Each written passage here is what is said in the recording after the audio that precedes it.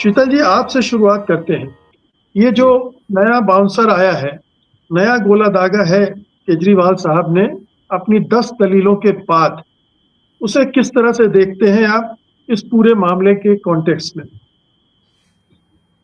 देखिए, इस बात में गए बिना, चूंकि मामला अब हाई कोर्ट में आ गया है, केस में क्या था, कौन सही है कौन गलत है, उस पर गए हुए बिना सिर्फ प्रोसीजर पे बात करते हैं।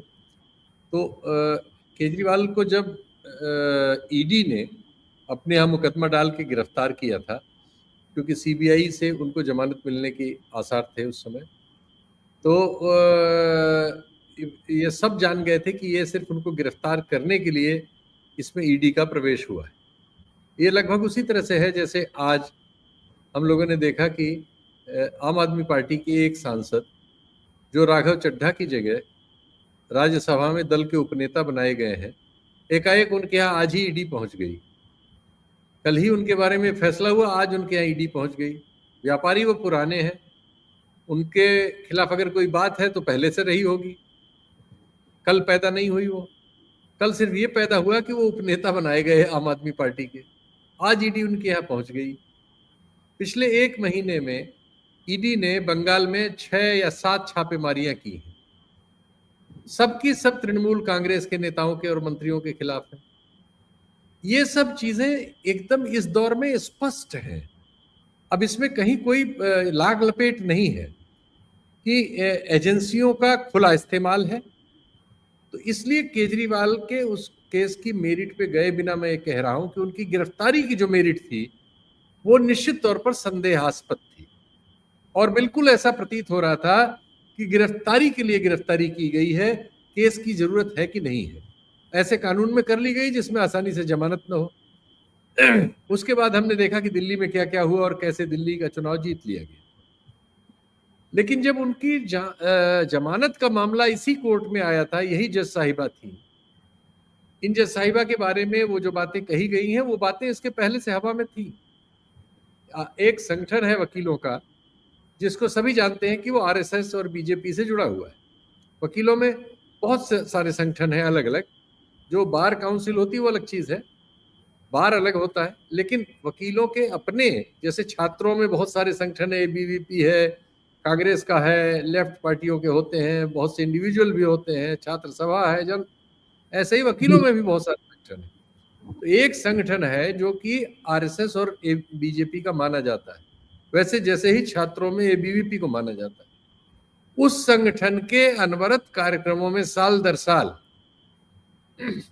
ये जज साहिबा जाती हैं जज होते हुए। ये एक मुद्दा भी केजरीवाल ने उठाया।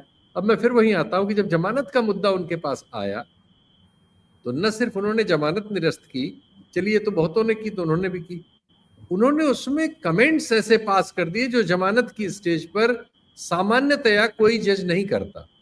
जमानत के समय केस की मेरिट डिमेरिट पर फैसला नहीं दिया जाता, लेकिन उसमें दिया गया है।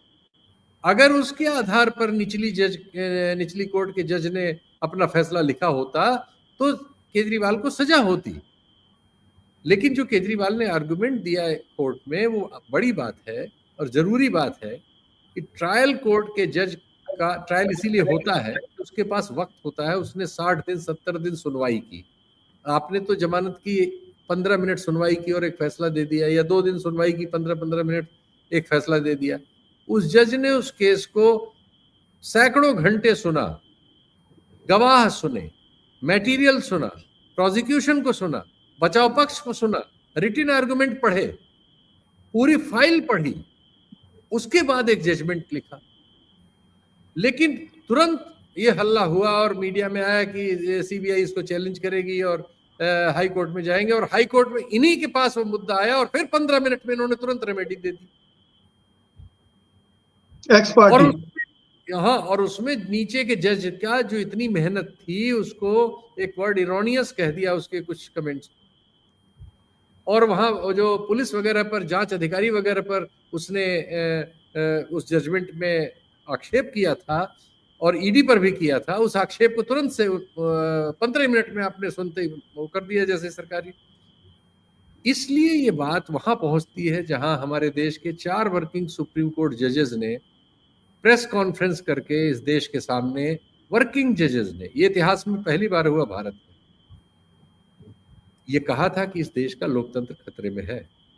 और उसके बाद दुनिया में डेम इंस्टीट्यूट हो, चाहे स्कैंडिनेविया का या अमेरिका की ऐसी USCIRF जैसी संस्थाएं, और दुनिया का हर मानवाधिकार संगठन, सबकी एनालिसिस में भारत अब एक इलेक्टेड ऑटोक्रेसी के तौर पर है।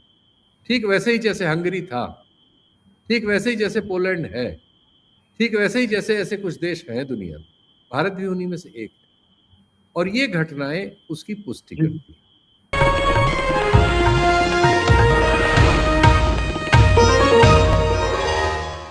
Copyright disclaimer under Section 107 of the Copyright Act 1976. Allowance is made for fair use for purposes such as criticism, comment, news reporting, scholarship, and research. Fair use is a use permitted by copyright statute that might otherwise be infringing.